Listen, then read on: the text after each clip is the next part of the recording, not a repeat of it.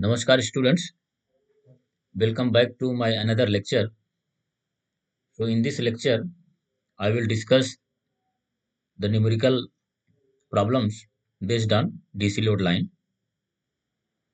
So in my previous lecture, I have explained some basic concept of transistor biasing, and after discussing the transistor biasing, I have given some glimpses and idea how one can draw a DC load line and output characteristics of a given transistor. The physical significance of DC load line is to find out the cutoff point on x-axis and saturation point on y-axis. And when you draw the DC load line on output characteristics, it basically intersects the characteristics curve of transistor, and the intersection point of DC load line and the characteristics curve gives Q point or operating point of transistor.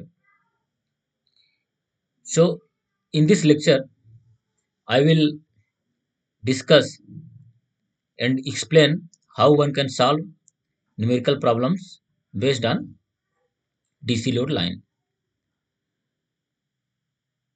So let us take example first, and the problem is stated here that draw the DC load line and determine the Q point or operating point if transistor is made of silicon. So if you see the transistor carefully, so here emitter resistance, emitter voltage, and here we have given collector resistance, collector current, and collector voltage. And if we assume that this is input port and this is output port, so we can say that between input and output base is common. So this is basically a common base transistor. So this is an example of common base transistor. We have to draw a DC load line on output characteristics of common base transistor.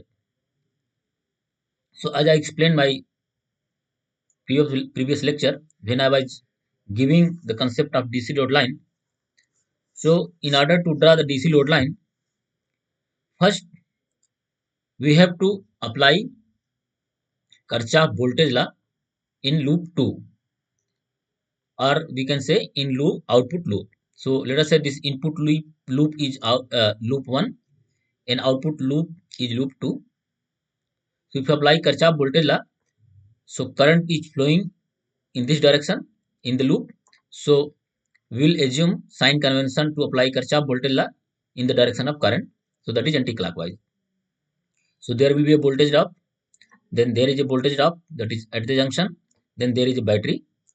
So if you apply the ICRC, voltage drop plus VCB minus VCC equal to 0. So I can write this equation in terms of straight line equation, that is y equal to ms plus c, where IC is on y axis and VCB is variable, that is on x axis. If you see this equation, so out of this IC, RC, VCB, VCC, VCC is a battery which is a fix, RC is a resistance which is a fix. Only two variables are there, IC is variable and VCB is variable. So I can write this equation, IC is equal to minus 1 upon RC VCB plus VCC upon RC.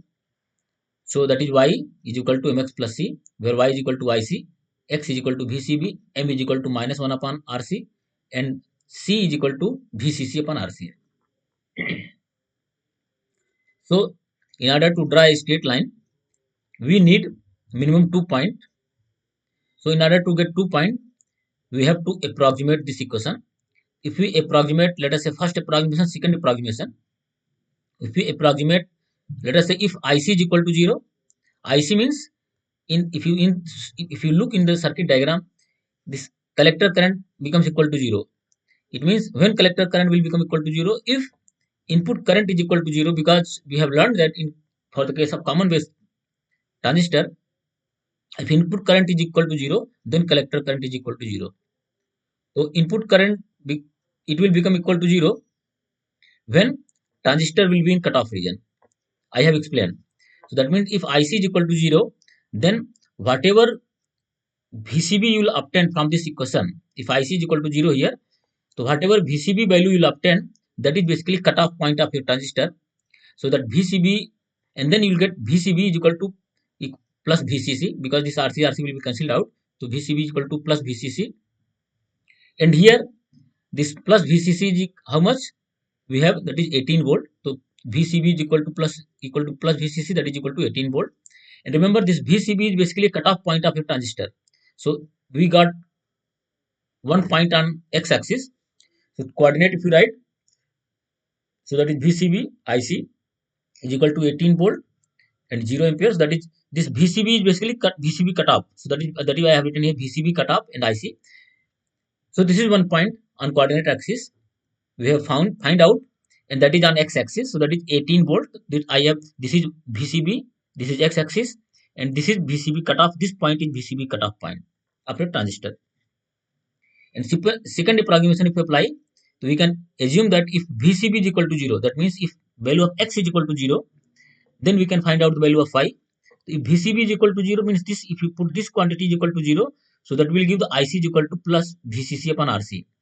But remember, if you see in the diagram, if VCB is equal to 0, this value becomes equal to, there is no voltage drop across the resistance, across the junction. If there is no voltage drop, then that is the condition, means whatever battery you have applied, battery value is applied here.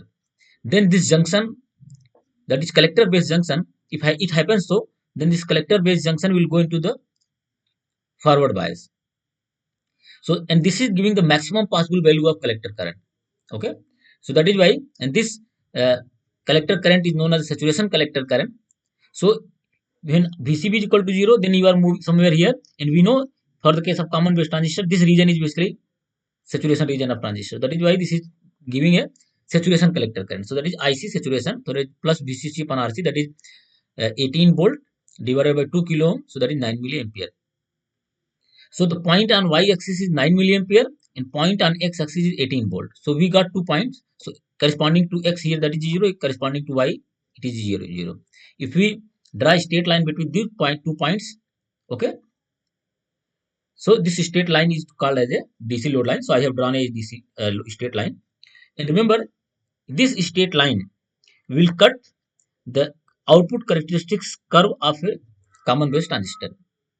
Let us say I have drawn a output characteristics curve for some non-zero value of emitter current or input current. Okay, so the intersection point of this DC load line and this Q point, characteristics curve is called as a Q point or operating point of a transistor. So this is Q point. Now we have to determine the Q point for this given transistor. So remember, this Q point correspond to that particular value of input current or emitter current. It means, in order to, if you draw a projection from this Q point on y-axis and from on x-axis, so this will be basically Q point. So it will be, Q point will be, one term will be in voltage and another term will be in current. Okay. So in order to find out the input current, and associated with this input current, there will be a collector current, and that collector current is Q point. So in order to find out Q point or input current, we have to apply Kirchhoff voltage law in input loop, that is in loop 1. If you apply, so current is flowing in this direction, so we will move in anti-clockwise. So IERE minus VEE plus this voltage drop, that is VBE, equal to 0. So that will be the Kirchhoff. So IERE minus VEE plus VBE equal to 0. So we can find out the IE. IE is equal to VEE minus VBE upon RE is equal to 8 minus 0.7 divided by 2 kilo ohm, where RE is 2 kilo ohm, VB is 0.7. As we know, this junction, base emitter junction, that is in forward bias, voltage drop across this junction will be always 0.7 volt. So that is why I have chosen 0.7 volt. This VEE value that is given in the problem, that is 8 volt. So that is 8 volt minus 0.7 divided by 2 kilo ohm. So if you calculate this, so this IE is equal to 3.65 milliampere. Remember, this problem, what I'm uh, explaining you this problem earlier I have solved for the different, when I was explaining the common base transistor. If you remember, the same problem I have taken when I was explaining the common base transistor. If you see, this problem I have taken common base transistor example 1. So here also we have calculated IE, so that IE was 3.65 milliampere, and corresponding to this IE, that collector current was IC, that is 3.65 milliampere. So same problem I have chosen to explain the DC load line, so you can understood very easily, because this you are familiar with the earlier problem. So that is why I have taken the same example for explaining the DC load line. So here we got I is equal to 3.65. So we know that for common base transistor, if you draw the projection, so that this will give the corresponding collector current. So I is equal to IC. IC is equal to 3.65 milliampere. So this will give the Q point. So IC is equal to ICQ, that is 3.65 milliampere. Okay. Now we got one Q point, that is 3.65 milliampere on Y axis. Now if you draw the projection on X axis, so that will give again a Q point. So in order to find out another Q point, again we have to apply Kirchhoff voltage law in output loop. If you apply ICRC plus VCB minus VCC equal to 0, so ICRC plus VCB minus VCC equal to 0, so we have to find out the VCB. Remember, this VCB will be corresponding to this particular collector current, because here if you see ICRC plus VCB minus VCC equal to 0, and here VCC is known, RC is known, VCB is not known, and IC is not known. But we have determined ICQ, that is Q point we determined. That means if we replace this IC with ICQ, then we can replace this VCB with VCBQ. So VCB is equal to VCC minus ICRC, that is VCBQ is equal to VCC minus ICQRC. So VCBQ is equal to VCC, that is 18 volt, minus ICQ 3.65 milliampere, RC that is 2 kilo ohms, so that is 10.7 volt. So this point of projection on X axis, that is 10.7 volt, and this projection on Y axis, that is 3.65. So if you write Q point, so coordinate of this point, that is 10.7 volt, comma 3.65 milliampere. So these are the Q point of this given particular transistor, common base transistor. And remember, these Q points correspond to the input current, that is 3.65 milliampere. So if you see in previous diagram here, I have not written input current, I have just written non-zero, and here I have determined the input current, and corresponding to this input current we have determined collector current, and corresponding to this collector current we have determined the voltage drop across the collector base voltage. So that is why these points are called as a Q point. And let us say you have solved some problem, then how you can understood that whether whatever answer you have obtained, that is correct or wrong.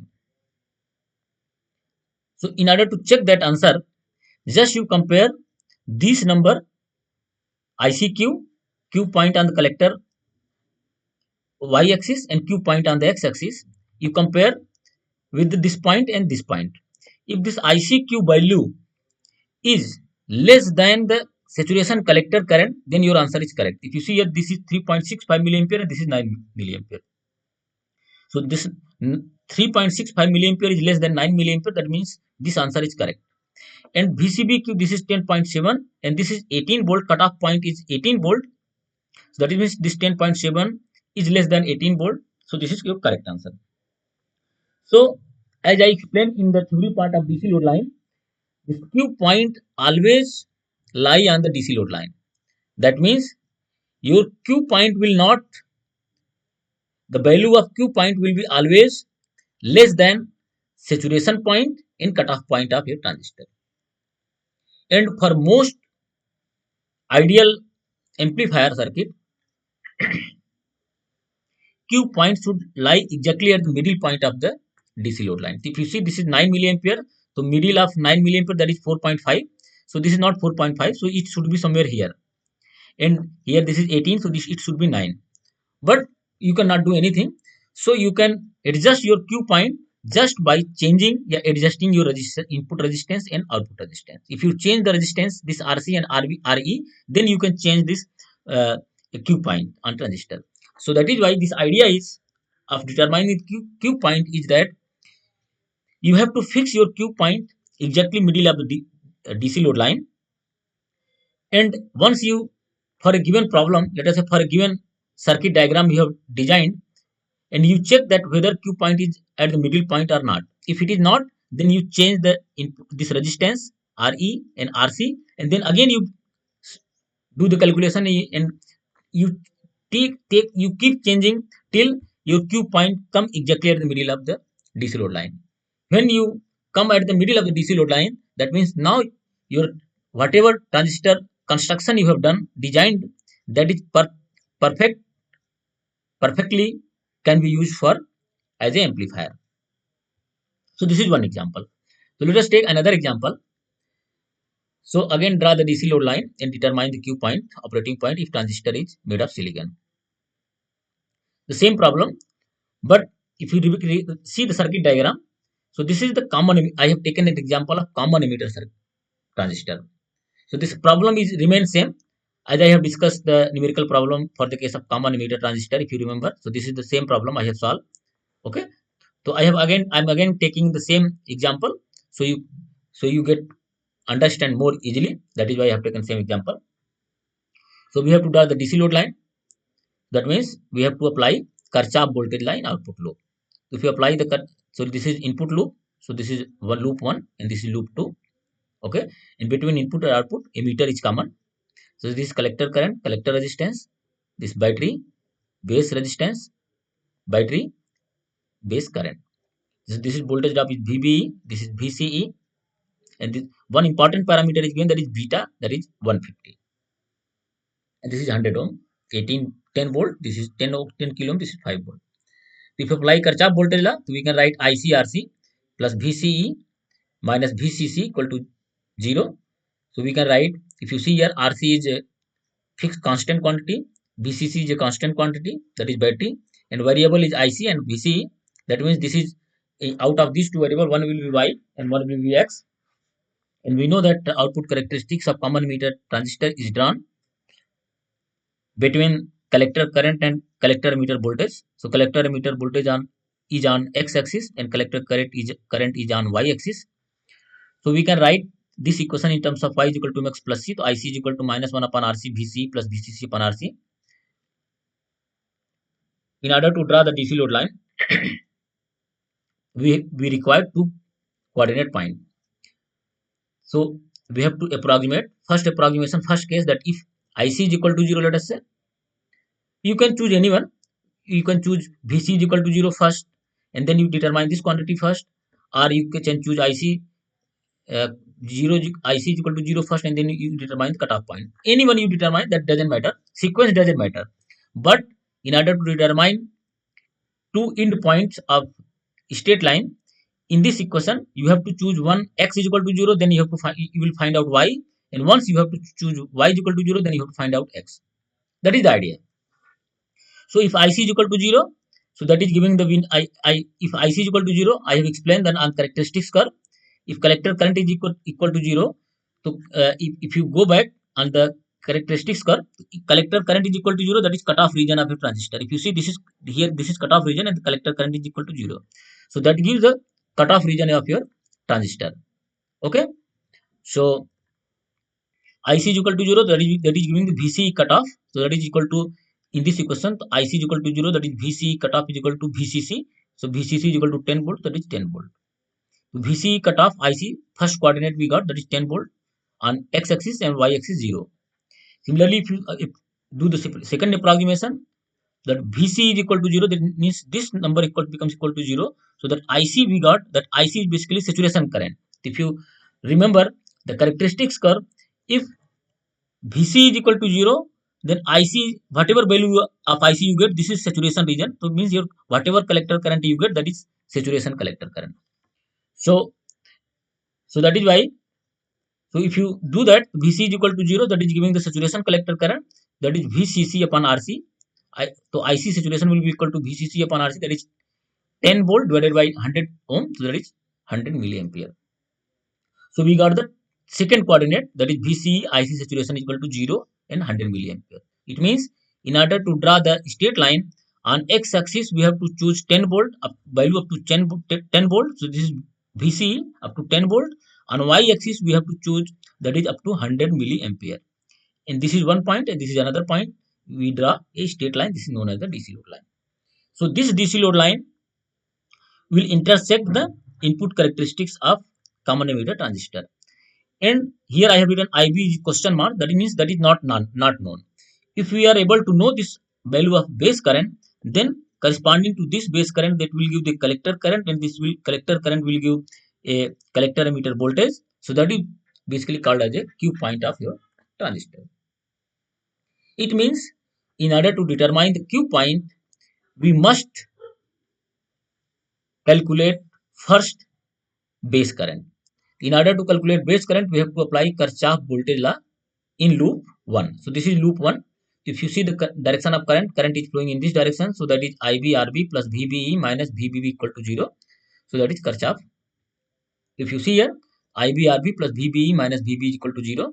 So we can find out the IB. IB is equal to VBB minus VBE upon RB. That is VB is equal to how much? VBB is equal to 5 volt and VB is 0.7 volt and RB is 10 volt. So I have kept all this value, and then IB is equal to 430 microampere. So now the input current is 430. So I have written 430 microampere. Corresponding to this base current, now we have to find out the collector current, and that collector current will be called as a Q point of your transistor. So we know the relation between beta and collector current and base current. So beta is equal to IC upon IB. So IC is equal to beta into IB. So beta is equal to 150, IB is equal to 430 microampere. So IC is equal to 64.5 milliampere. This IC is basically ICQ. So ICQ will be equal to 64.5 milliampere. So this is one Q point. Now if we apply, in order to find out another Q point, we again apply Kirchhoff voltage line in loop 2. So if we apply Kirchhoff voltage line loop 2, so that will give IC RC plus VCE minus VCC equal to 0. And here RC is known, VCC is known, VCE is not known, and IC is just we have calculated. And this IC what we are calling, that is Q point. If we replace this IC with ICQ, so this VCE will give a VCQ value. So ICQ RC plus VCEQ minus VCC equal to 0. So VCEQ is equal to VCC plus ICQ RC. Okay. So VCEQ is equal to VCC, that is 10 volt, ICQ that is 64.5 milliampere, and RC that is 100 milliampere, 100 ohm. Sorry. So this VCEQ is equal to 3.55 volt. So this is the another point we have got on x-axis, that VCEQ is equal to 3.55 volt. On y-axis we got ICQ, that is 64.5 milliampere. So Q point if you write, that is 3.55 comma 64.5 milliampere. So this is Q point of this for the given problem for this common emitter transistor. For this common emitter transistor, this is the Q point. Now if you check that whether this Q point is correct or wrong, whatever calculation you have done, that is reasonable, that is correct or wrong or no. So you can check, cross check. How you can cross check? Just you have to compare this ICQ value with the saturation collector current value. So this, if this ICQ value is less than the saturation collector value, then your answer is correct. So this is 64.5 milliampere and this is 100 milliampere. So this 64.5 is less than 100. That means this number is correct. Similarly, this VCQ, that is 3.5, and this number should be less than the cutoff voltage, cutoff point. So this 3.55 volt is less than 10 volt. That means this answer is correct. Why? Because I have explained, I have told you that Q point should always lie on the DC load line. Okay. It means whether Q point is here or here or here or anywhere on the DC load line, that this value of Q points will be always less than the saturation point and the cutoff point. And remember, for if you want to use this transistor as an amplifier, then I told you that Q point should be exactly at the middle point of the DC load line. But here if you see Q point, that is 64.5 milliampere. This is not middle point. Middle point is your 100 milliampere. So this is saturation. So half of this 100, that is 50. So this Q point should be at 50 milliampere. Okay, and then this voltage should be at, this is 10 volts. So this should be 5 volt. It means then how you can change this Q point? So just by adjusting, by changing the base resistance and collector resistance, you can change the value of Q point. So you have to construct your amplifier just by doing the calculation. What should be the value of base resistance, base current, base resistance, base current, and collector resistance, collector current, and whatever battery you are choosing. So that battery value is giving exactly Q point at the middle point of the DC load line or not. If you assure by doing the calculation, when your Q point is at middle of the DC load line, then your whatever design you have did for the amplifier, that is correct.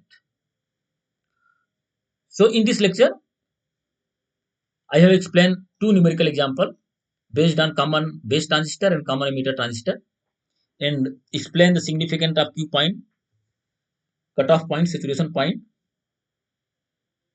So with this, I thank you all for listening my lecture carefully.